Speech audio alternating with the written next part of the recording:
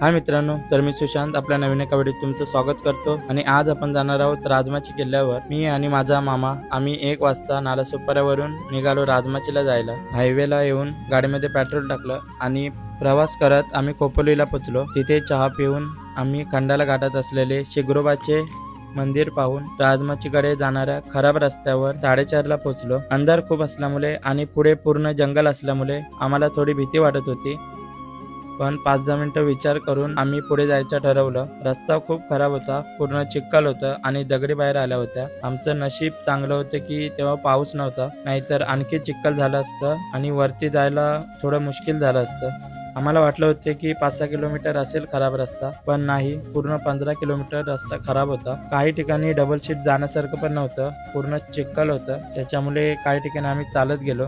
सकाळी 6 वाजता आम्ही नदीजवळ पोहोचलो। तिथे आमची बाईक धुवून आणि आम्ही फ्रेश होऊन पुढे 3 किलोमीटर प्रवास करत आम्ही पोहोचलो राजमाची किल्ल्याच्या पायथ्याशी।